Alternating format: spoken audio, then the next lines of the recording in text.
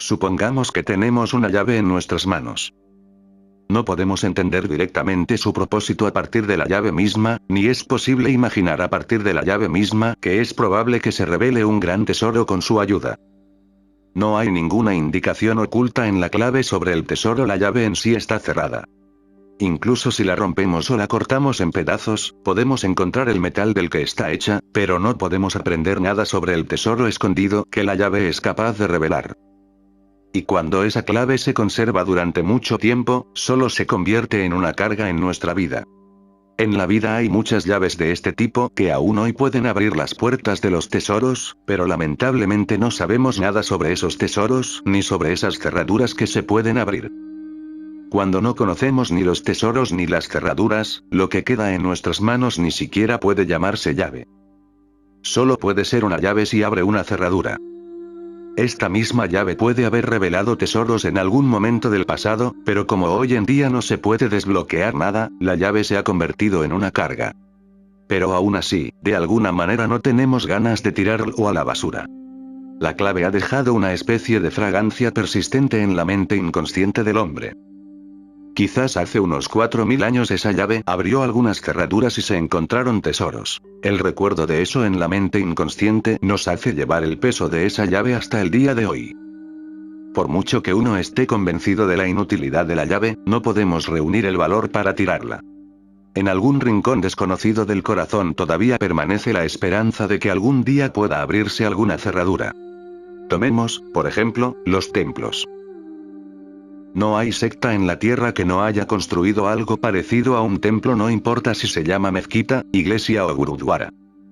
Hoy es posible para aprender algo de otras sectas, pero hubo un tiempo en el que ni siquiera sabíamos de la existencia de otras sectas, por lo que no había forma de aprender de los demás. El templo no es el resultado fantástico de la imaginación de algunas personas excéntricas, pero sus raíces se encuentran en algún lugar profundo de la conciencia interna del hombre. El hombre puede haber vivido lejos, en un bosque, o en una montaña, o en una cueva, o en la orilla de un río, puede que haya vivido en cualquier lugar, pero donde quiera que haya vivido, el hombre ha construido algo parecido a un templo. Algo ha salido de su conciencia. No hay en ello ninguna imitación ciega, no fueron construidos mirando otros templos. Así que todos los templos han sido de diferentes formas y tipos, pero siempre han existido. Hay mucha diferencia entre un templo y una mezquita, su disposición y planificación son bastante diferentes entre sí, pero no hay diferencia en la aspiración o el impulso interior del hombre. El hombre puede estar en cualquier lugar por muy desconocido y poco familiarizado que esté con los demás, lleva la misma semilla latente en algún lugar de su conciencia. Otra cosa que vale la pena señalar es que, aunque han pasado miles de años y no tenemos ni idea de las cerraduras o los tesoros escondidos, seguimos llevando llaves extrañas como si estuviéramos bajo el hechizo de algún recuerdo persistente. A pesar de todos los ataques a esto, la razón intenta destrozarlo por todos lados. El llamado intelectual moderno no lo acepta, sin embargo, el corazón humano atesora este recuerdo y sigue fascinado por él.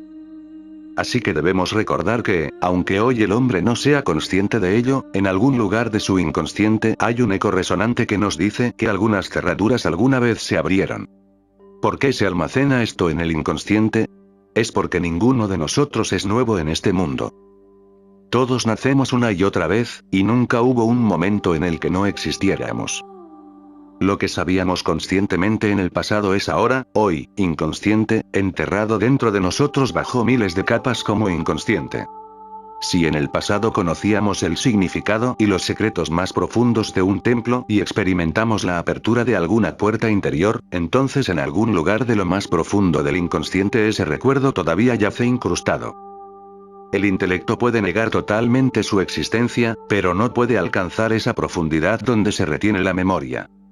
Entonces, a pesar de todos los obstáculos, a pesar de que parezca sin sentido en todos los sentidos, esto es algo que persiste, que no se puede eliminar. Puede que adopte nuevas formas, pero continúa. Esto solo es posible si hemos sabido algo un número infinito de veces en nuestro infinitamente largo viaje de nacimientos y muertes, aunque es posible que hoy no lo recordemos. Además de tener un uso externo, como medio para un fin, cada una de estas cosas también tiene un significado y un propósito más profundos. El atractivo universal para la construcción de un templo es inherente únicamente al hombre. Los animales construyen sus viviendas y los pájaros construyen nidos, pero no construyen templos. Al distinguir al hombre de los animales, una característica destacada es que el hombre es un animal constructor de templos. Ningún otro animal hace templos. Proporcionarse un refugio a uno mismo es absolutamente natural porque lo hace toda criatura. Los pájaros y los animales lo hacen, incluso los pequeños insectos lo hacen, pero construir una casa, lo divino, es un rasgo distintivo del hombre. Sin que el hombre tuviera una profunda conciencia de lo divino, no se podría construir un templo. Incluso si luego se pierde la conciencia, el templo aún permanecerá, y es bastante cierto que no podría haber sido construido sin una profunda experiencia de lo divino. Haces una casa de huéspedes porque los invitados te siguen visitando. Si no hubiera invitados, no gastarías dinero en una casa de huéspedes. Pero aunque ahora ya no haya huéspedes, la casa de huéspedes permanece. Así que toda la idea de construir templos o santuarios para lo divino debe haber sido concebida en momentos en que lo divino no era solo una cuestión de imaginación, sino una realidad viva para la gente. El proceso mismo de la encarnación de lo divino en la tierra hizo necesario tener lugares especiales en cada rincón del mundo que pudieran servirle como moradas especiales. Para recibir algo adecuadamente, se deben hacer los arreglos adecuados. Se puede entender de esta manera. Las ondas de radio pasan a nuestro alrededor, pero no pueden captarse sin un receptor de radio. Mañana, si hubiera una tercera guerra mundial y si toda la tecnología fuera destruida, pero de alguna manera un receptor de radio quedara intacto, no querrías tirarlo a la basura. Aunque sabes que no puedes transmitir, ni sintonizar ningún programa, ni siquiera encontrar un técnico para repararlo, no querrás tirar la radio. Después de varias generaciones en su familia, si alguien preguntara sobre el uso de la radio, ninguno de los miembros vivos de su familia podría responder. Quizás solo digan que sus padres y antepasados insistieron en que se conservara, por lo que continúan conservándolo. Sus antepasados nunca les dijeron para qué servía, no conocen su uso y por eso no les sirve de nada. Incluso si esa radio fuera desmantelada no se podría saber nada. Al abrir la radio no se podía saber que alguna vez en el pasado se podía escuchar música y charlas a través de ella. La radio solo solía actuar como estación receptora de lo que sucedía en otros lugares, pero podía captar las ondas y actuar como un medio para presentarlas como sonidos a los oyentes. Exactamente de la misma manera, los templos solían funcionar como instrumentos receptivos. Aunque la piedad está en todas partes y los seres humanos también están presentes en todas partes, solo en algunas circunstancias específicas dentro de nosotros nos sintonizamos con esa piedad. De modo que los templos servían como centros de receptividad para permitirnos sentir la existencia divina, la piedad y la elevación espiritual. Todo el arreglo en los templos fue motivado con este fin en vista. Diferentes tipos de personas idearon diversos arreglos, pero eso no tiene mucha importancia. No importa si varios fabricantes producen radios incorporando sus propias especialidades, con diferentes formas y formas, siempre que el fin último sea el mismo. Los templos de la India se construyeron en su mayoría a partir de uno de 3 o 4 patrones, otros templos eran solo copias de estos. Las cúpulas de los templos se basaron en el modelo del cielo. Había un propósito subyacente en esto. Si me siento bajo el cielo abierto y repito aún, mi voz se perderá, porque la fuerza de una voz individual quedará envuelta por la inmensidad del cielo. No podré escuchar la reverberación, el eco de mi canto, todas mis oraciones se perderán en la inmensidad del cielo. Las cúpulas fueron construidas para que la resonancia de nuestras oraciones pueda rebotar en nosotros. La cúpula es solo un pequeño prototipo semicircular del cielo. Tiene la misma forma que el cielo, tocando la tierra por sus 4 lados. Cualquier oración o canto que se haga bajo su dosel no se perderá como lo haría en el vasto cielo, porque la cúpula los arrojará hacia el suplicante. Cuanto más redonda es la cúpula, más fácil es que el sonido regrese y su eco aumenta en la misma proporción. Con el paso del tiempo se descubrieron incluso piedras que podían multiplicar enormemente la resonancia. En las cuevas de Ajanta hay una sala de oración budista donde las piedras hacen eco con la misma intensidad que el instrumento musical indio, la tabla.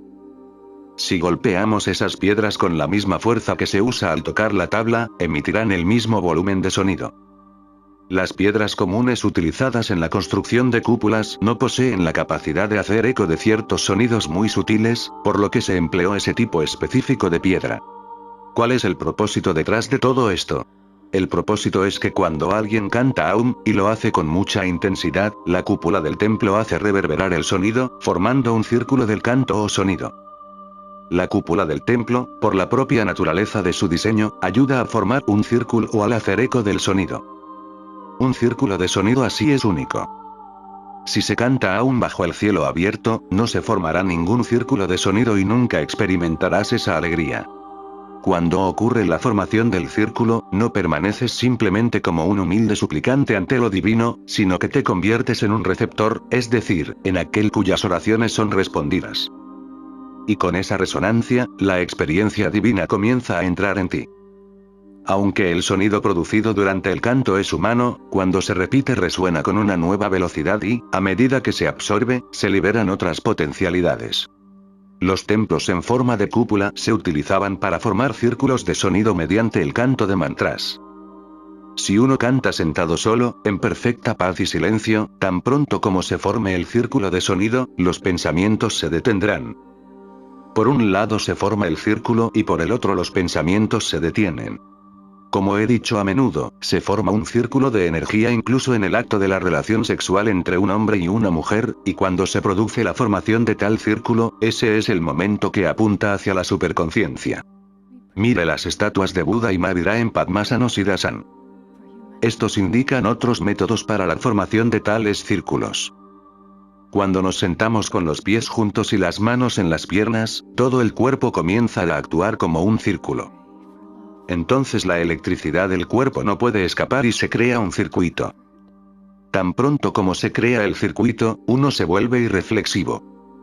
Si usamos el lenguaje de un ingeniero eléctrico, se podría decir que la multitud de pensamientos ruidosos dentro de la mente se debe a que no creamos un circuito de electricidad interior. Tan pronto como se crea el circuito, la energía interior se vuelve equilibrada y silenciosa.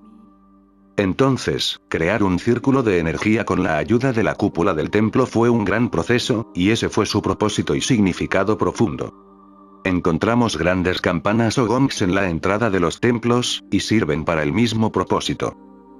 Cuando cantas Aum, aunque lo hagas en voz muy baja y tu atención esté en otra parte, el sonido de la campana instantáneamente traerá tu atención de regreso al círculo de sonido creado por la campana vibrante. Es como cuando se arroja una piedra a un estanque, creando ondas tras ondas. En los templos tibetanos, en lugar de una campana o un gong, se guarda un recipiente en forma de cuenco hecho de varios metales y un palo de madera para girar en su interior. El palo se gira dentro del recipiente 7 veces y luego se golpea una vez contra el recipiente con un fuerte golpe. Las vibraciones creadas en el cuenco producen un sonido como Mani Padme Hum, todo el mantra. El cuenco hace eco del sonido Mani Padme Hum, no una, sino 7 veces. Gira el palo dentro del bol rápidamente, 7 veces, golpee el bol y luego saca el palo y entonces escucharás el eco del mantra, Mani Padme Hum, 7 veces. Aunque el sonido se irá volviendo cada vez más suave, se escuchará 7 veces. De manera similar, en un templo abovedado, crea dentro de ti el mantra Aum Mani Padme Hum y escucha. El templo hará eco de él. Cada célula de tu cuerpo recibirá la vibración y la devolverá con una resonancia más profunda.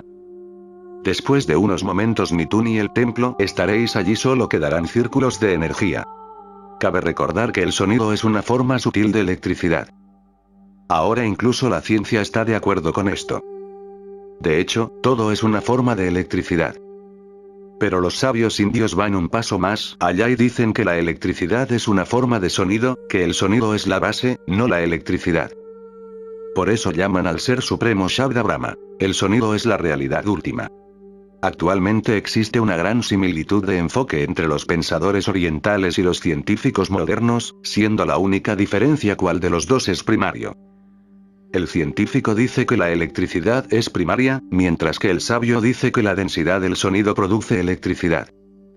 Esto significa que en un futuro próximo la ciencia tendrá que investigar el aspecto absoluto del sonido. La comprensión del sabio surge de la experiencia de los sonidos producidos bajo la cúpula de un templo.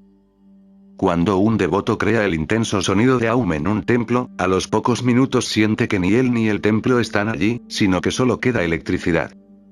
A esta conclusión no se llega en ningún laboratorio. Quienes hicieron tales declaraciones no tenían laboratorios, su templo les servía como único laboratorio. Allí experimentaron que aunque empezaron con el sonido, lo que quedó al final fue la electricidad. Para experimentar esta transformación del sonido, se construyeron templos en forma de cúpula. Cuando los occidentales vieron los templos indios por primera vez, pensaron que eran muy antihigiénicos. Por la propia naturaleza de su concepción, los templos no podían tener muchas puertas y ventanas. Solo podía haber una puerta, y esta también era muy pequeña. La idea detrás de esto era asegurar que el círculo de sonido que se creaba en el templo no se obstruyera. No es de extrañar entonces que aquellos occidentales se fueran con la impresión de que los templos estaban sucios, oscuros y sucios, y que ni siquiera el aire fresco podía entrar en ellos. En comparación, sus propias iglesias eran aireadas y limpias y tenían muchas puertas y ventanas grandes a través de las cuales la luz y el aire fresco podían entrar fácilmente y mantenerlas higiénicas. Ya les dije antes que cuando se olvida el secreto del uso de una clave, surgen todo tipo de dificultades. Hoy en día, ni una sola persona en la India podrá decir por qué los templos no tenían ventanas y muchas puertas. Entonces, cuando nos preguntaron, también nos sentimos inclinados a estar de acuerdo en que nuestros templos son antihigiénicos. Nadie podía argumentar que en estos templos vivía la gente más sana y que no se había permitido la entrada a ninguna enfermedad. Las personas que solían orar y adorar allí resultaban ser algunas de las personas más sanas, en el verdadero sentido del término. ¿Por qué? Poco a poco se empezó a comprender que el sonido producido por el canto de Aum tiene un efecto purificador único. Hay ciertos sonidos que tienen un efecto purificador y otros que contaminan. Algunos sonidos particulares actúan como disuasorios de las enfermedades, y hay otros que las invitan. Sin embargo, toda la ciencia del sonido está perdida. Quienes han dicho que el sonido es el ser absoluto han dicho lo último que se puede decir sobre el sonido. No hay experiencia mayor que el ser absoluto, y no conocían nada más profundo que el sonido que pudieran utilizar para expresarse. Todas las melodías y modos y sus modificaciones nacen en Oriente. Estas son las extensiones de las experiencias del ser absoluto en forma de sonido. Las composiciones musicales, así como todas las formas de danza, se originaron en los templos y luego se desarrollaron en otros lugares como artes específicas. Solo en el templo el devoto experimentaba los efectos del sonido en sus innumerables variaciones, tantas que es difícil contarlas. Hace apenas 40 años vivía un recluso en Varanasi llamado Visuddhananda. Hizo cientos de demostraciones para demostrar que mediante algún sonido especial es posible matar a alguien. Este sadhu solía sentarse bajo la cúpula de un templo que, según la terminología moderna, podría decirse que es completamente antihigiénico. Por primera vez, en presencia de 3 médicos de Inglaterra, se llevó a cabo un experimento. Los médicos se llevaron un gorrión al templo. Visuddhananda emitió ciertos sonidos. El gorrión revoloteó durante un rato y luego cayó muerto. Los médicos lo examinaron y lo declararon muerto. Entonces Visuddhananda emitió otros sonidos. El gorrión volvió a la vida y empezó a revolotear de nuevo. Entonces se comprendió por primera vez que el impacto del sonido puede producir efectos específicos. Ahora aceptamos fácilmente que ciertos sonidos producen ciertos efectos porque la ciencia puede demostrarlo. Ahora decimos que si un rayo de luz particular cae sobre nuestro cuerpo, traerá resultados particulares si se administra un medicamento específico a un paciente, producirá resultados específicos si se utilizan colores especiales, se consiguen efectos especiales. ¿Por qué entonces los sonidos especiales no deberían causar ciertos efectos? Ahora hay algunos laboratorios en Occidente que participan activamente en la investigación de la relación entre el sonido y la vida, y 2 o 3 laboratorios han llegado a conclusiones de profunda importancia. En 2 laboratorios, los científicos lograron demostrar que sonidos especiales pueden producir más leche en las madres lactantes. Mediante ciertos sonidos se puede hacer que las plantas florezcan en 2 meses en lugar de los 6 meses habituales. Y las vacas producen el doble de leche si se les pone música suave en el momento del ordeño. Hoy en día, todas las lecherías de Rusia emplean este último método en el momento del ordeño.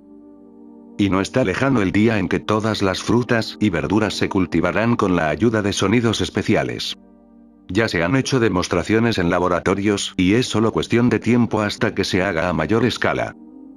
Si las frutas, verduras y leche están influenciadas por el sonido, no deberían estar influenciadas por el sonido. La enfermedad y la salud dependen de ondas sonoras especiales, por eso en el pasado la gente hacía arreglos higiénicos en sus templos que no dependían en modo alguno del aire. No creían que solo un suministro abundante de aire condujera a una buena salud. De lo contrario, es inconcebible que durante 5000 años no se les hubiera ocurrido la idea de una ventilación adecuada en sus lugares de culto. El recluso indio suele sentarse en cuevas donde no entra luz ni aire, o se sienta en templos con puertas pequeñas donde hay que agacharse para entrar. Hay algunos templos en los que hay que tumbarse y gatear para entrar, e incluso hay algunos templos a los que solo se puede entrar cantando. A pesar de esto, no hubo efectos nocivos para la salud de los devotos. Esa es nuestra experiencia a lo largo de miles de años. Pero cuando, bajo la influencia de los occidentales, empezamos a dudar de que por primera vez las puertas de nuestro templo se agrandaron y se instalaron ventanas. Modernizamos los templos, pero al hacerlo las convertimos en casas corrientes. La acústica y la arquitectura de un templo tienen una conexión profunda. Existe una estipulación específica en cuanto al ángulo en el que se debe emitir un sonido. Existen estipulaciones para emitir un sonido estando de pie y sentado. Incluso está estipulado qué sonidos se pueden emitir solo estando acostado, porque el impacto del sonido tendrá un cierto efecto cuando se haga de pie, y cambiará nuevamente cuando se haga mientras esté sentado. También se aclara qué sonidos se deben emitir juntos y cuáles por separado. Por eso es interesante notar la confusión que se creó cuando la literatura védica se tradujo a los idiomas occidentales. Las lenguas occidentales enfatizan lo lingüístico más que lo fonético, mientras que la visión védica da más importancia no tanto al significado de la palabra escrita o hablada como al sonido especial que debe producir y a la composición de ese sonido. Por tanto, la lengua sánscrita es fonética, no lingüística. El énfasis está más en el sonido que en la palabra. Y así, durante miles de años se consideró que estas valiosas escrituras no debían escribirse, porque era natural que tan pronto como se escribieran se perdiera el énfasis en el sonido. La insistencia era que el conocimiento se transmitiera de boca en boca, en lugar de por escrito, porque al escribir las palabras serían meras palabras y las sensaciones sutiles asociadas con el sonido se perderían y perderían así su significado. Si escribimos la palabra rama, quienes la lean la pronunciarán de muchas maneras diferentes. Alguien pondrá más énfasis en la R y otro, más énfasis en la A, y alguien más pondrá más énfasis en la M. Dependerá del lector individual. Así, tan pronto como se escribe una palabra, se destruye el efecto del sonido. Ahora bien, para entender el efecto del sonido de esas palabras, habrá que hacer todo un ejercicio de decodificación para pronunciar las palabras correctamente. Así, durante miles de años hubo una fuerte insistencia en no escribir ninguna escritura, porque los antiguos videntes no querían que se perdiera la disposición fonética. Las escrituras tenían que transmitirse a otros directamente de boca en boca, por lo que las escrituras se conocían como shrutis, es decir, aquello que se aprende escuchando. Lo que se transmitió en forma de libros escritos nunca fue aceptado como escritura. Todo estaba basado científicamente en la disposición del sonido. En algunos lugares el sonido tenía que ser suave y en otros tenía que ser fuerte. Fue muy difícil escribir estas palabras en forma de guión. El día que las escrituras fueron reducidas a escritura, se perdió la disposición interna, esencial, inherente y original del sonido. Ya no era necesario comprender solo escuchando. Puedes leer una escritura, está disponible en el mercado. Ahora ya no hay relación ni relevancia con el sonido. Es importante señalar que el énfasis de las escrituras nunca estuvo en el significado. El énfasis en el significado se volvió relevante más tarde, cuando pusimos esas escrituras por escrito.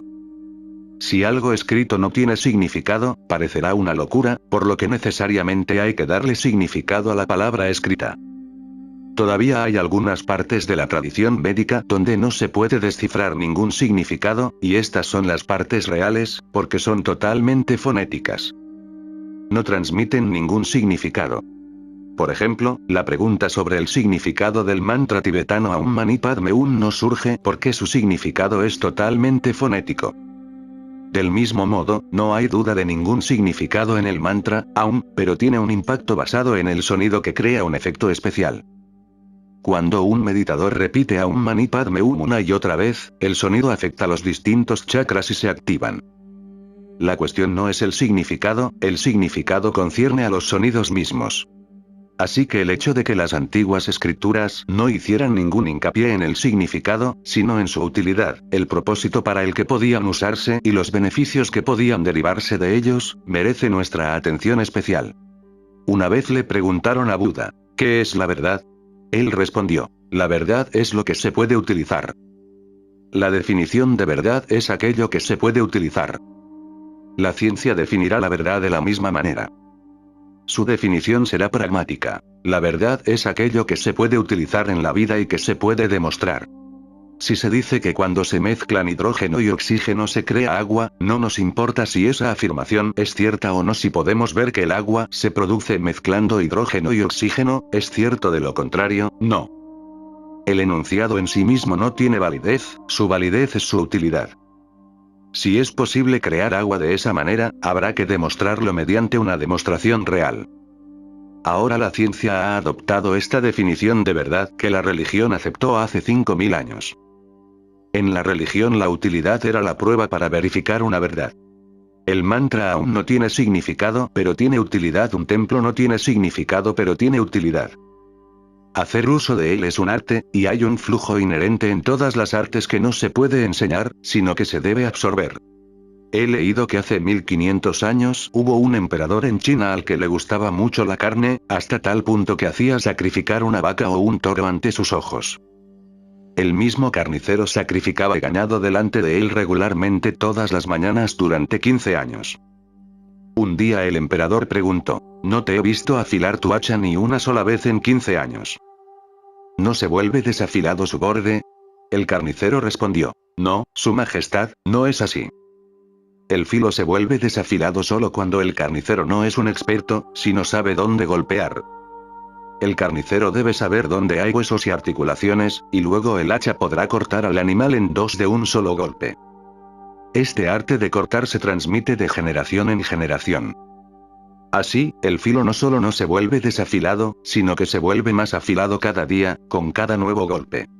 El emperador pidió al carnicero que le enseñara el arte. El carnicero respondió, «Sería muy difícil. No aprendí este arte, pero lo absorbí viendo a mi padre desde mi primera infancia. No me lo enseñaron, absorbí el arte viendo a mi padre todos los días. A veces le llevaba el hacha y otras veces apilaba las extremidades de los animales. Así fue como aprendí el arte. Si estás dispuesto a hacer lo mismo, permaneciendo a mi lado, a veces entregándome el hacha y luego devolviéndola, a veces simplemente sentándote y mirando, entonces tal vez aprendas el arte. Pero no puedo enseñártelo. La ciencia se puede enseñar, pero el arte hay que absorberlo. Todos estos mantras no tienen significado, pero tienen valor pragmático y hemos hecho que nuestros hijos los absorban desde muy pequeños. Solían aprender el uso del templo sin siquiera ser conscientes de lo que habían aprendido. Aprenderían el arte de entrar en un templo, cómo sentarse allí y cómo hacer uso de los recintos sagrados. Cada vez que había una emergencia o alguna dificultad, corrían al templo y luego regresaban a casa, habiendo recuperado el equilibrio y la tranquilidad. Cada mañana iban al templo, porque lo que allí conseguían no era posible encontrarlo en ningún otro lugar. Pero todo esto no les fue enseñado, lo incorporaron desde muy temprano en la infancia. No se les enseñó, sino que lo absorbieron. Donde hay arte, no se puede enseñar. Los efectos del sonido en el templo, y en el templo mismo, eran un arreglo para la experimentación. Mientras no se comprendiera el efecto del sonido de una palabra, todo el experimento carecía de sentido. Por ejemplo, era una convención que un mantra solo debería ser dado a un discípulo por un maestro. El énfasis estaba en el mantra recitado por el maestro al oído del discípulo. Es posible que conozcas el mantra desde hace mucho tiempo, pero aún así el maestro te lo susurraría al oído. Quizás se pregunte, ¿qué hay de nuevo en esto?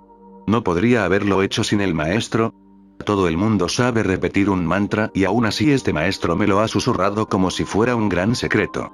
Pero lo que debe entenderse es que cuando el maestro lo dice al oído del discípulo, lo hace de una manera particular, para enfatizar ciertos sonidos, algo que no todos saben. De hecho, existen varias variaciones fonéticas de Ram que tienen diferentes efectos.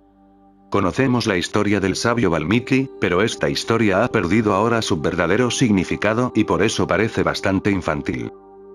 Se dice que Valmiki era analfabeto y un simple rústico. Su maestro le dijo que repitiera el mantra, Rama, Rama, pero después de un tiempo lo olvidó y comenzó a cantarlo al revés, Mara, Mara, y se iluminó. Cuando se pierden las verdaderas claves para desentrañar tales misterios, surgen todo tipo de problemas. El hecho es que mientras cantas el mantra Rama, Rama, después de un período de tiempo, automáticamente comienzas a cantar Mara, Mara, creando así un circuito. Cuando se canta rápidamente Rama, Rama, el canto se convierte en Mara, Mara, entonces tiene el énfasis fonético correcto. Entonces sucede algo único. Dejas de ser, ya no estás, y en ese mismo momento en que dejas de ser o mueres a tu identidad, el mantra se completa. Ese es el momento de la experiencia real. Cuando has cesado, tu ego ha muerto. Es interesante notar que si este proceso se completa correctamente, comenzarás con la repetición de Rama, Rama, y muy pronto surgirá el momento en el que repetirás Mara, Mara en su lugar, e incluso si quieres decir Rama, no podrás hacerlo, todo tu ser repetirá Mara, Mara. En ese momento morirás a ti mismo, y ese es el primer paso de la meditación. Cuando tu muerte hacia ti mismo sea total, de repente descubrirás que Mara, Mara comienza a convertirse en Rama, Rama. Cuando ese Rama, Rama comienza desde dentro de ti, sin que lo hagas realmente experimentarás Rama, pero no antes de eso. En el medio, la transformación a Mara es fundamental.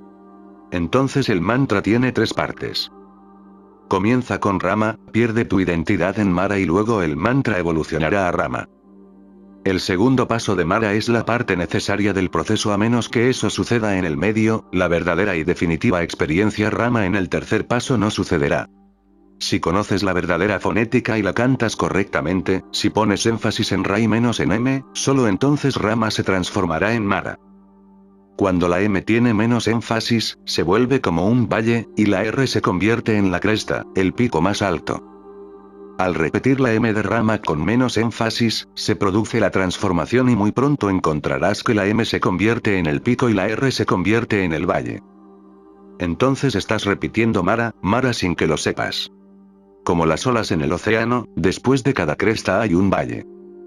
Al igual que las olas en el océano, el sonido también tiene ondas como un crescendo y un diminuendo en la música.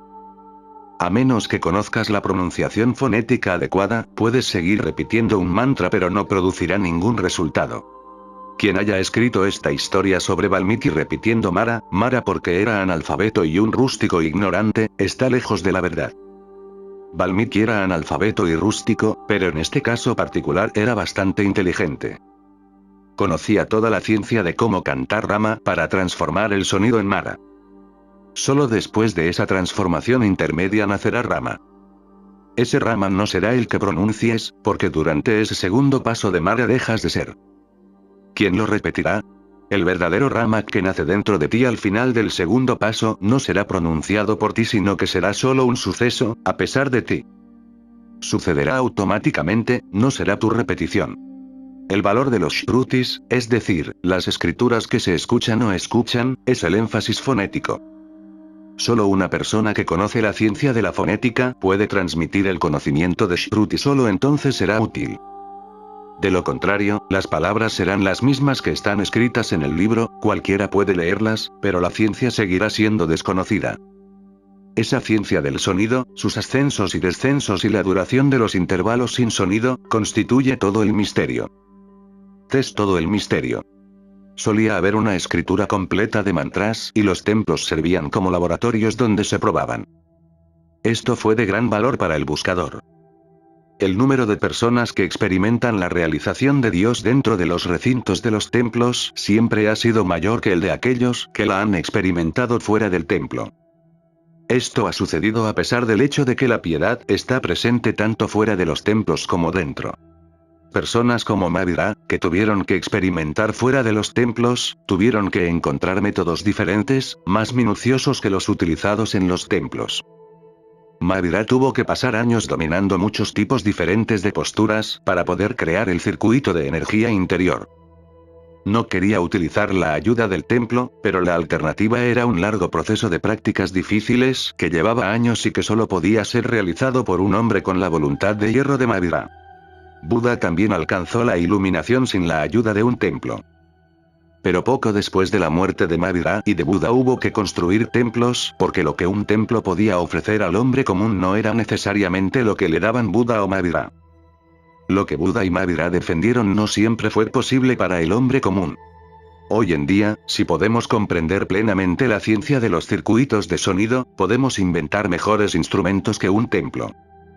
Ahora ya se están realizando algunas investigaciones en esta dirección.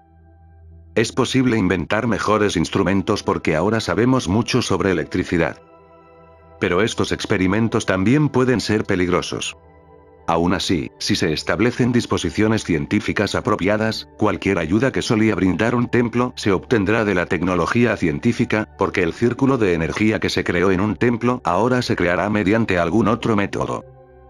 Ahora puedes guardar un pequeño instrumento en tu bolsillo, que puede activar un circuito eléctrico dentro de ti.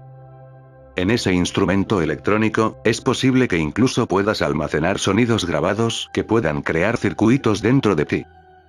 Actualmente se están llevando a cabo algunas investigaciones en esta área en Estados Unidos.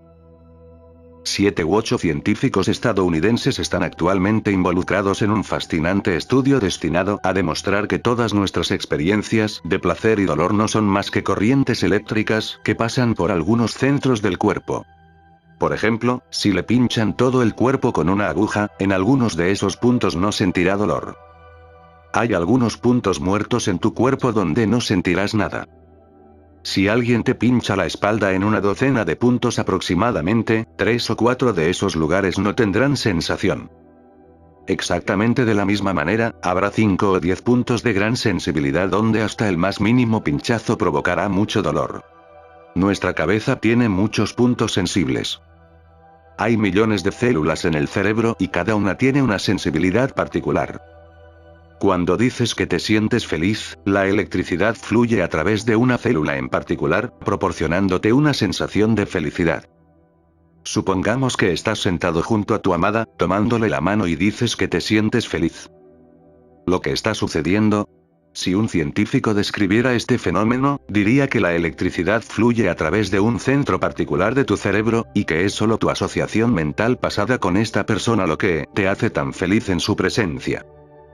Pero es posible que no sientas esa felicidad después de 2 o 3 meses, porque si utilizas un determinado centro con mucha frecuencia, dejando que la electricidad fluya a través de él con frecuencia, esa célula se vuelve insensible.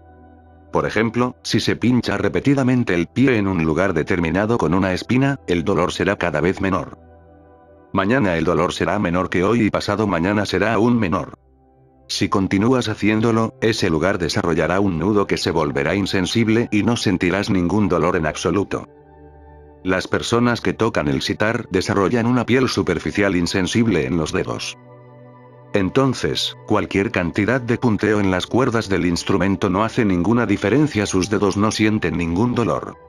Entonces, si sientes que tu amor ha muerto después de 3 o 4 meses, o se ha vuelto menos, no significa que tu amor fuera frágil, solo significa que el punto dentro de ti de donde venía el sentimiento de felicidad se ha vuelto insensible debido a uso frecuente. Si ella se va por 3 o 4 meses, cuando regrese podrá hacerte sentir feliz nuevamente. Los experimentos de los científicos con ratones son muy reveladores. Abrieron el cerebro de un ratón y mantuvieron abierta una especie de ventana para observar lo que sucede cuando un ratón tiene relaciones sexuales. Se marcó el punto concreto por el que pasaba la corriente eléctrica que eyaculaba el ratón. Después de eso, ese punto se conectó a un electrodo y se cerró la ventana.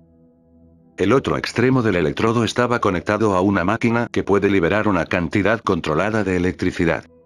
Había un interruptor, que se podía accionar presionándolo, que liberaba electricidad, la misma intensidad de electricidad que fluía en el momento de la eyaculación del ratón.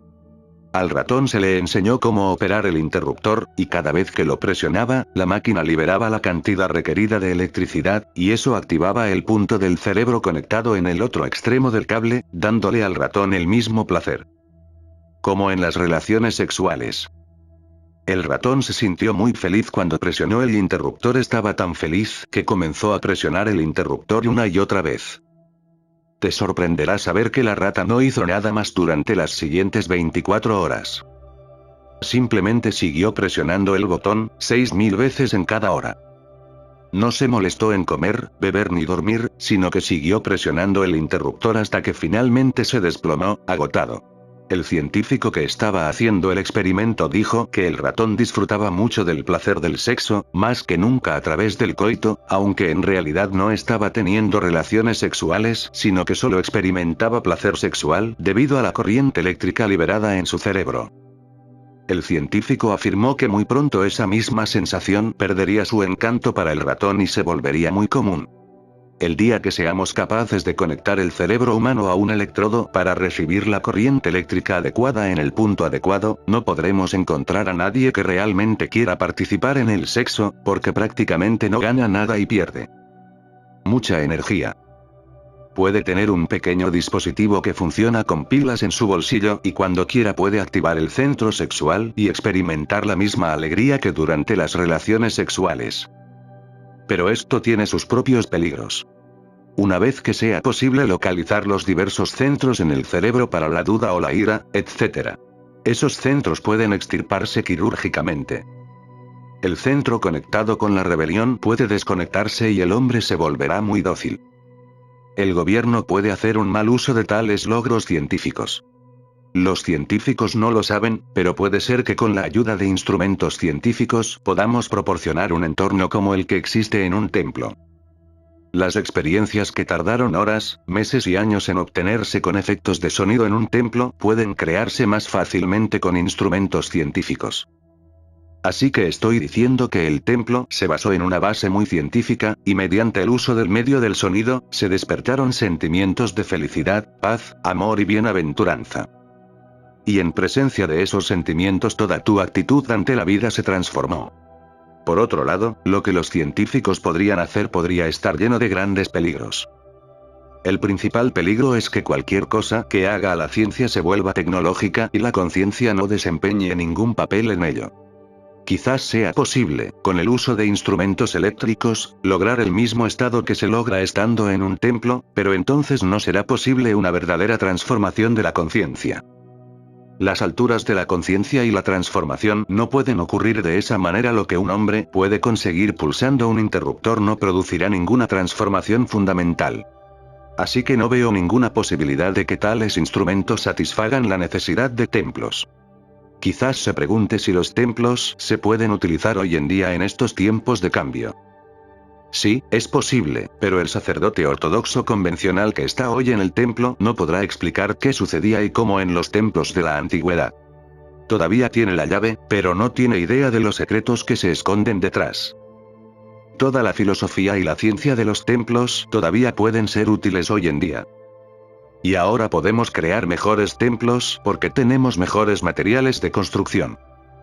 Podemos configurar un sistema de sonido completo de tal manera que el sonido pueda amplificarse 1000 veces. Se pueden construir muros que sean tan sensibles que si cantas el mantra Aum una vez, los muros lo repetirán miles de veces. Hoy tenemos mejores instrumentos, pero debemos conocer la clave que abre los secretos de nuestro ser. En los viejos tiempos tenía que haber al menos una puerta en un templo, pero ahora podemos construir un templo sin puertas. Antiguamente, la gente que construía los templos vivía en casas parecidas a chozas, hechas de estiércol de vaca y arcilla. Hicieron lo mejor que pudieron dentro de sus limitaciones y lo que hicieron fue fantástico. Hoy tenemos maravillosas habilidades tecnológicas, pero no podemos beneficiarnos de ellas. Hasta ahora hemos estado discutiendo el beneficio de los templos para quienes entran en ellos. Pero los templos también tienen su importancia y utilidad externas. Hasta ahora hemos discutido cómo un devoto iría a un templo y profundizaría en la meditación y la oración. Pero incluso una persona que simplemente pasaba por un templo también se beneficiaba, aunque ahora eso no sucede hoy. Hasta el que entra sale sin nada. Pero en aquellos días el templo podía ayudar a una persona que acababa de estar cerca de él porque los que estaban dentro del templo realmente estaban haciendo algo. Cientos de devotos en el templo activaban vibraciones sonoras especiales que cargaban toda la atmósfera del templo. El templo no solo vibraba por dentro, sino que también vibraba por fuera y extendía ondas sutiles también por fuera. Todo el entorno cobró vida porque el templo mismo estaba vivo. La importancia de un templo viviente era solo esa. Un ídolo viviente significaba lo mismo, afectaron incluso a aquellos que no habían ido allí en busca de ningún beneficio particular. Un templo solo podría considerarse vivo si alguien pudiera pasar junto a él casualmente y de repente sentir que el aire había cambiado y la atmósfera se había transformado, aunque no supiera que había un templo en las cercanías. Supongamos que estás caminando por un camino en una noche oscura, y cuando pasas por un templo experimentas algún cambio repentino dentro de ti. Estabas pensando en hacer algo mal, y de repente tus pensamientos cambian. Estabas pensando en matar a alguien y de repente te sientes lleno de compasión. Pero esto solo puede suceder si el templo está cargado. Cada ladrillo y piedra de ese templo, las puertas y portones, deberían haberse vuelto vibrantes, entonces todo el templo vibrará con el sonido.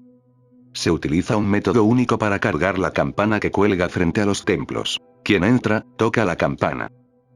Lo hace con total conciencia, no con la mente adormecida. Cuando tocas la campana de un templo, no medio dormido sino alerta, eso crea una discontinuidad en tus pensamientos, una especie de ruptura en la cadena de tus pensamientos, y te das cuenta de una atmósfera cambiada. Existe una similitud entre el sonido de la campana y el sonido del aún, de hecho hay alguna relación interna. El sonido de la campana continúa cargando el templo durante todo el día y el sonido de aún también carga el templo con sus vibraciones. Muchas otras cosas así se usaban en el templo, tienen sus conexiones internas. Podría ser una lámpara de barro llena de ghee, la quema de incienso o el uso de pasta de sándalo o flores o cualquier otra fragancia, todo estaba relacionado. No se trataba de que a una deidad en particular le gustara una flor específica, se trataba de la armonía del templo. ¿Qué tipo de sonido y qué tipo de fragancia armonizaban con el templo se decidía a través de experiencias? Solo se utilizaba cierta flor con cierta fragancia que se mezclaba armoniosamente con cierto sonido, otros con diferentes fragancias estaban prohibidos.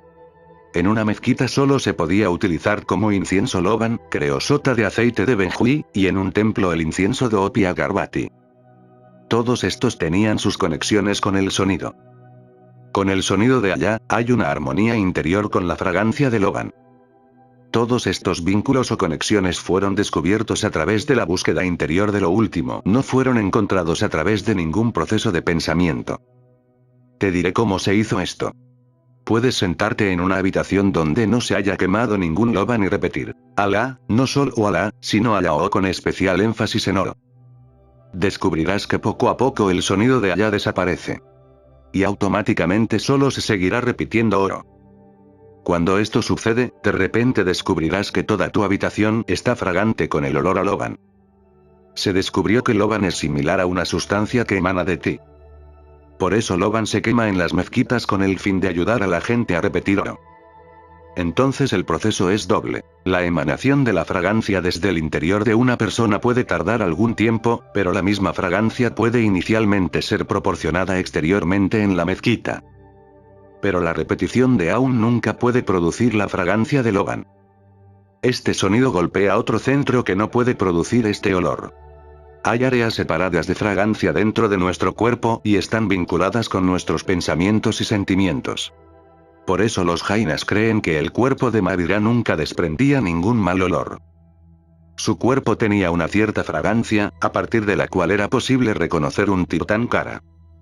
En la época de Mahavira, otras 8 personas afirmaban ser Tirthankaras, pero esta fragancia en particular no provenía de ellos. Ninguno de ellos tenía menos conocimientos que Mahavira, eran de la misma estatura espiritual, pero no eran practicantes de ese sistema de disciplina espiritual que produce esta fragancia, por lo que sus afirmaciones fueron rechazadas. Buda tampoco era en modo alguno inferior a Mahavira. Tenía el mismo calibre y estado de conciencia que Mahavira, pero como no seguía el mismo método que Mahavira, su cuerpo no podía emitir el mismo tipo de fragancia. Esa fragancia también había emanado de Parshvanatha, un Tirthankara que había muerto mucho antes de la época de Mahavira. Sus contemporáneos aún vivían y confirmaron que la fragancia de Mahavira era similar a la de Parshvanatha. El resultado final de cierto proceso de mantra fue ese en particular. El resultado final de cierto proceso de mantra fue esa fragancia en particular. Se trataba de un arreglo basado en la memoria para determinar la autenticidad de un Tirthankara. Entonces, aunque Mahavira nunca afirmó que era un Tirthankara, fácilmente fue proclamado como tal. Macaulay Gosal, por otro lado, hizo la afirmación pero no pudo probarla. Quizás se pregunte cómo se utilizó la fragancia como criterio. La prueba tenía que ser así de profunda e infalible. No se puede confiar en las palabras. Toda la individualidad de esa persona debería emitir la fragancia especial que indicaría que cierto florecimiento había ocurrido dentro de ella, que había sucedido la culminación del proceso del mantra que da origen a un Tirthankara. Macaulay Gosal, Ajit Kesh Kambal y Sanjay Viletiputra eran todos pretendientes, tenían mucho conocimiento y eran del mismo calibre que Mahavira, cada uno de ellos tenía miles de seguidores que afirmaban que su maestro era un Tirthankara, pero todos desaparecieron en el olvido. Por otro lado, Mahavira guardó absoluto silencio sobre este punto y nunca hizo ninguna reclamación. Pero al final se decidió que solo el cuerpo de esa persona que omitiera esa fragancia en particular podría ser un Tirthankara. Cada mantra crea su propia fragancia. Aquellos que han practicado el canto Aum han conocido cierta fragancia. De manera similar, cada mantra produce un tipo particular de luz interior. En función de esa luz interior se decidía cuánta luz debía proporcionarse en un templo, ni más ni menos. La ignorancia de quienes se sientan bajo deslumbrantes luces eléctricas en los templos es simplemente asombrosa. No son necesarios en absoluto, porque solo se necesita tanta luz como la que hay en el cielo interior, una luz muy suave e inofensiva. Por eso se utilizó una lámpara de Ge, porque no es nada ofensiva y no deslumbra a los ojos. Puede que no sea fácil entender la diferencia entre una luz de queroseno y una luz de Ge porque nunca hemos experimentado la meditación con luz. Enciende una lámpara llena de aceite de queroseno y concéntrate en la llama durante 1 hora. Tus ojos empezarán a arder, se cansarán y te dolerán. Luego enciende otra lámpara con Ge y concéntrate en esa llama durante 1 hora. Tus ojos se sentirán más frescos y calmados. Las experiencias internas de miles de personas revelaron todo esto y se encontraron paralelos que se convirtieron en ayudas externas. Por supuesto, no es posible proporcionar una lámpara exactamente igual a la luz interior, por lo que solo se encontró la más aproximada.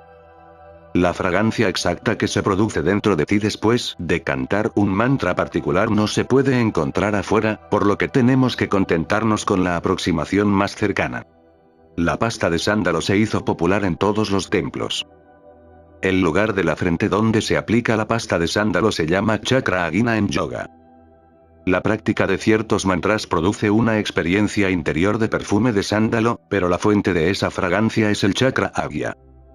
Cada vez que la experiencia del tercer ojo se intensifica, se emite el perfume de sándalo, por lo que el perfume de sándalo se ha convertido en un símbolo de esa experiencia, por eso aplicamos pasta de sándalo en la frente. Cuando el chakra agya emite esta fragancia, se siente una especie de frescor, como si le hubieran puesto un trozo de hielo en el tercer ojo. Hay una diferencia entre cosas refrescantes y calmantes, igual que entre una lámpara de queroseno y una lámpara llena de Ge. El hielo es frío, pero no es balsámico ni calmante. La sensación refrescante del hielo dura poco tiempo y va seguida de una sensación de calor. El hielo es ciertamente frío, pero no relajante ni balsámico. La sensación definitiva será seguramente la de calor, sientes un poco más de calor que antes. Pero la pasta de sándalo es suave y no fría, solo calma. La frialdad tiene una especie de profundidad. Si se pone hielo sobre el chakra agya, solo enfriará la superficie. Si se aplica sándalo al chakra agya, sentirá que su efecto calmante se filtra a capas más profundas más allá de la piel. El frescor tiene que penetrar hasta donde se encuentra el tercer ojo. Aquellos que experimentaron el funcionamiento del chakra agya y sintieron su efecto balsámico buscaron un paralelo y lo encontraron en la pasta de sándalo. Tiene la misma fragancia que la que emana del interior. Todas estas ayudas externas son solo paralelos. Y cuando un templo está equipado con ellos, se carga. Por eso existe la estipulación de que nadie debe ir a un templo sin bañarse. Tomar un baño frío rompe la mecanicidad y las asociaciones de pensamiento. A nadie se le permitía entrar al templo sin tocar la campana. Y nadie debía entrar al templo con ropa vieja o sucia. De hecho, había que usar ropa de seda cuando se visitaba un templo, porque la seda ayuda a generar electricidad en el cuerpo y a protegerlo, por lo que la ropa de seda siempre permanece fresca, por mucho que la uses. Todas estas precauciones y arreglos hicieron que el templo se cargara, por lo que cualquiera que pasara por allí se vería afectado por el campo magnético del templo. Se dice de Mahavira que dentro de un cierto radio a su alrededor, donde quiera que estuviera, era imposible cometer violencia alguna. Era su campo cargado, dentro del cual no era posible la violencia. Era como un templo andante, y dentro de esa esfera, cualquier cosa que sucediera cambiaría repentinamente. Teilhard de Chardin acuñó una nueva palabra, noosfera, en lugar de atmósfera. Atmósfera significa el ambiente externo.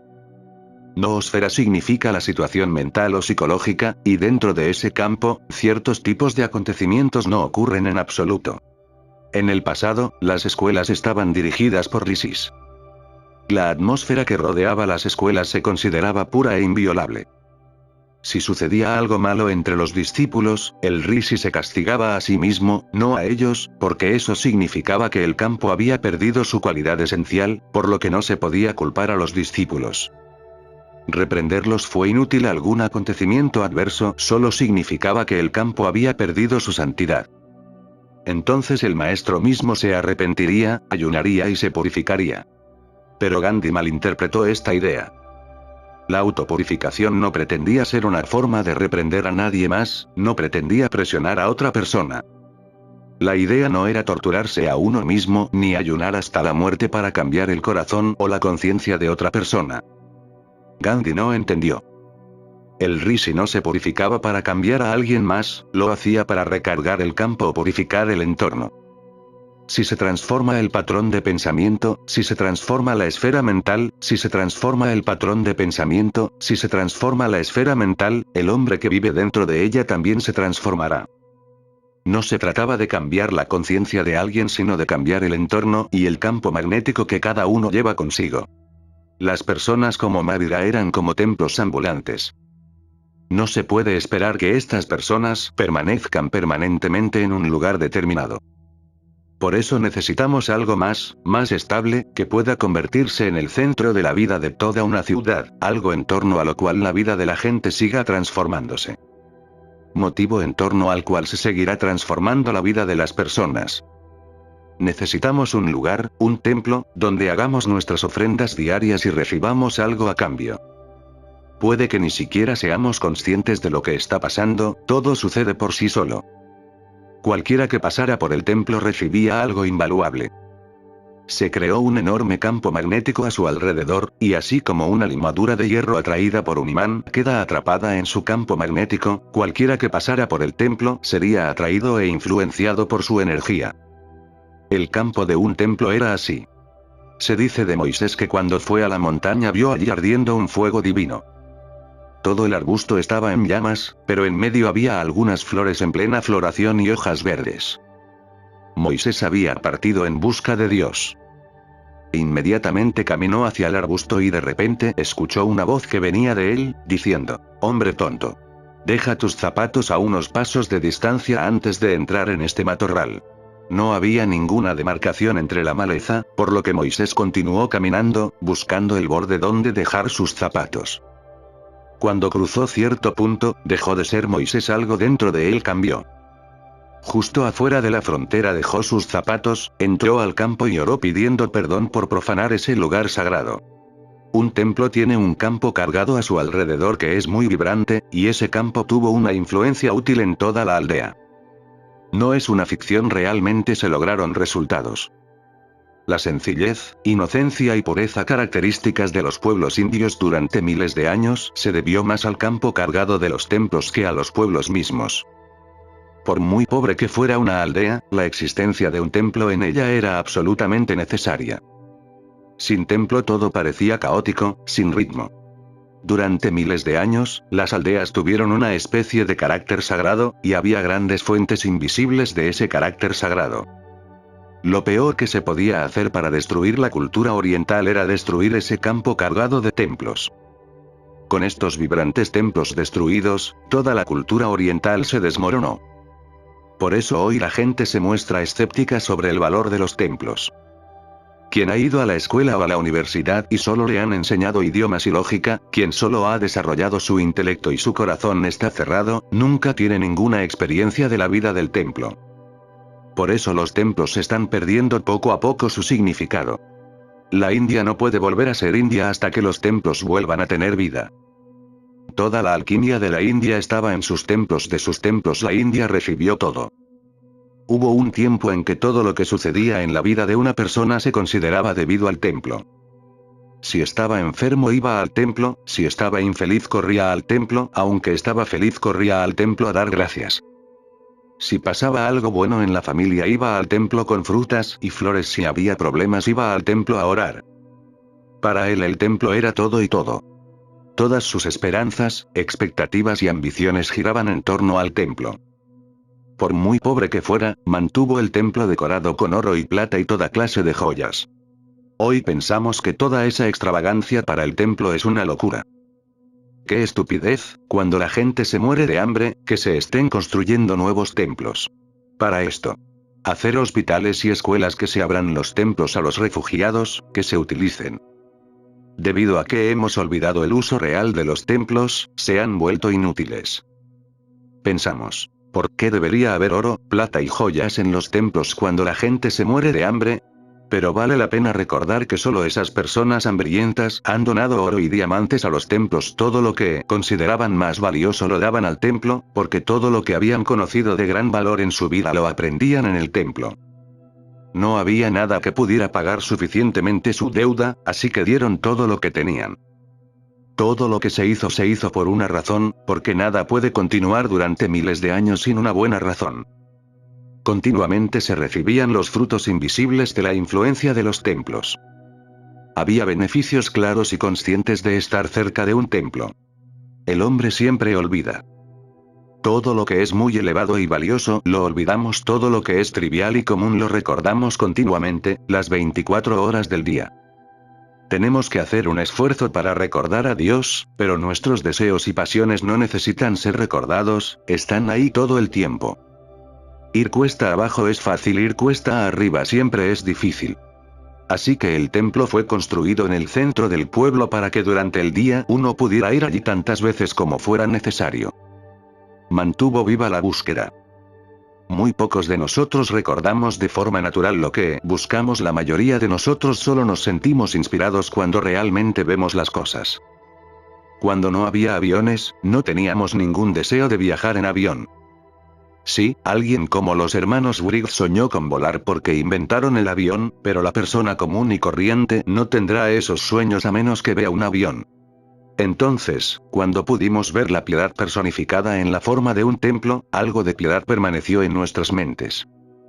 Esto era especialmente cierto para las personas que no podían visualizar al Dios no manifiesto. Para aquellos que podían, no había necesidad de un templo. Pero en cierto modo estas personas causaron un gran daño al templo porque dijeron que los templos no servían para nada y que debían prescindirse de ellos.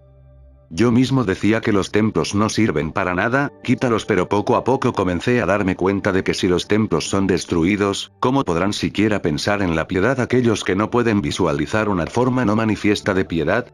Desde ese ángulo a veces surgen dificultades.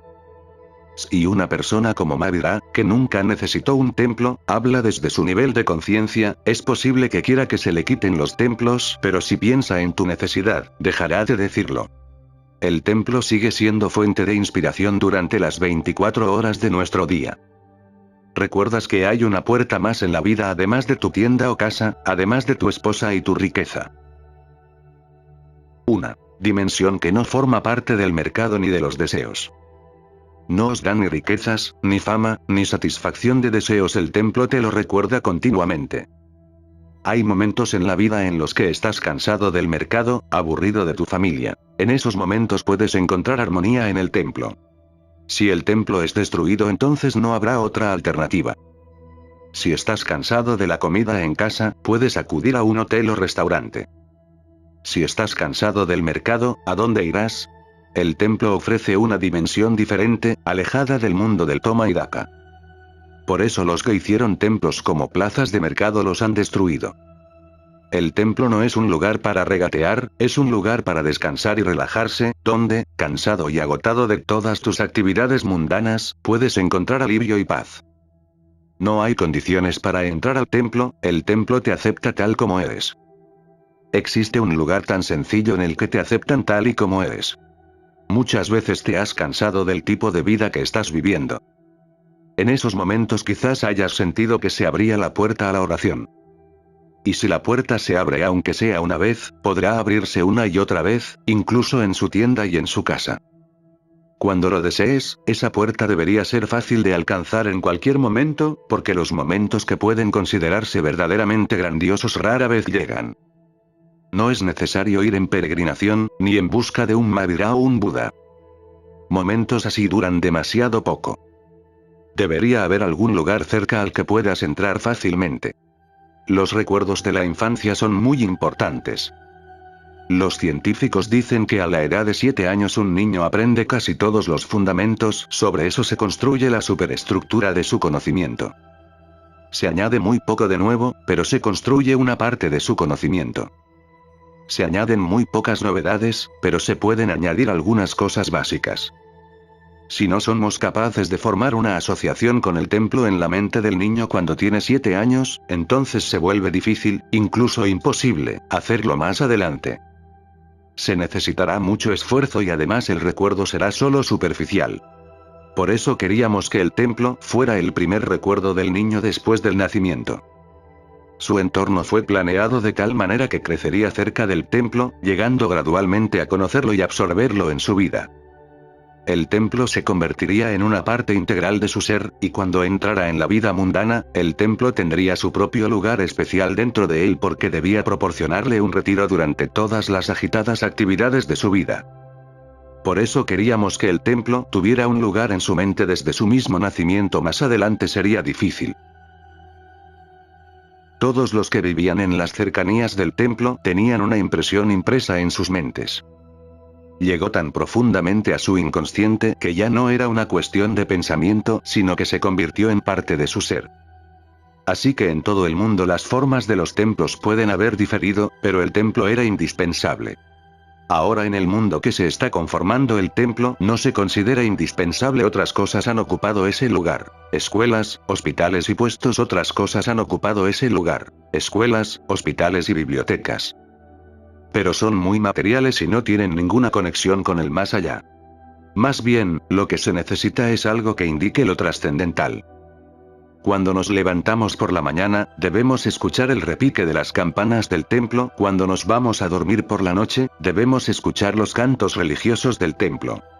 Hay un incidente en la vida de Mahavira. Un ladrón yacía en su lecho de muerte y su hijo le pidió que le diera un último consejo que le ayudaría en su trabajo. El ladrón dijo: no tengas cualquier cosa que tenga que ver con una persona llamada Mahavira. Si sabes que está en tu aldea, corre a otra. Si se cruza contigo en la carretera, escóndete en algún lugar de una calle lateral. Y si sin darte cuenta estás en algún lugar donde puedes escuchar sus palabras, cerca, cuidado con él. Cuando el hijo le preguntó por qué debería tener tanto miedo de Mahavira, su padre le dijo que no discutiera, solo escucha lo que digo. Si te acercas a ese hombre, nuestro negocio estará en peligro y la familia morirá de hambre. Lo que sucede a continuación es muy interesante. El hijo de ese ladrón siempre huía de Mahavira, pero un día cometió un error. Mahavira estaba sentado en silencio en un bosque de mangos y, sin saberlo, el hijo del ladrón pasó por allí. De repente Mahavira empezó a hablar. El ladrón escuchó la mitad de la frase, cerró los oídos y echó a correr. Pero ya había escuchado la mitad de la sentencia, y eso le metió en muchos problemas. Lo perseguía la policía, toda la policía estatal lo perseguía por su robo, y al cabo de unas semanas finalmente lo atraparon. El robo estaba en su familia y por eso era un experto en su oficio. Era tan inteligente que nunca dejó ninguna prueba incriminatoria. Era bien sabido que era un ladrón y que había cometido muchos hurtos, todo el mundo lo sabía, pero no había pruebas. Así que no quedó otra alternativa que hacerle confesar. Lo emborracharon totalmente y lo mantuvieron en tal estado de ebriedad que permaneció inconsciente durante 2 o 3 días. Cuando volvió a abrir los ojos, todavía estaba en un estado de semi-inconsciencia. A su alrededor decía mujeres hermosas de pie y le preguntó dónde estaba. Le dijeron que había muerto y que se estaban haciendo preparativos para llevarlo al cielo o al infierno. Le dijeron que la gente estaba esperando que tomara conciencia para poder confesar los pecados que había cometido. Si lo hiciera, sería llevado al cielo, de lo contrario sería enviado al infierno. Si dijera la verdad sería salvo. Sintió que ahora debía decir la verdad y no perder la oportunidad de ir al cielo. Ahora que había muerto no había nada que temer. Pero justo en ese momento recordó esa media frase que había oído decir a Mavira. Mavira había estado hablando de dioses y fantasmas. También había insinuado sobre los llamados, que llevan a las personas a mundos más allá de la muerte. El ladrón le había oído decir que los dedos de los llamados siempre están invertidos. Abrió los ojos y vio que los pies de las personas que estaban a su lado eran normales, por lo que se puso alerta. Ahora vio que no había necesidad de confesar. Se dio cuenta del truco y dijo que no había cometido ningún pecado que podría confesar. Si quisieran podrían llevárselo al infierno.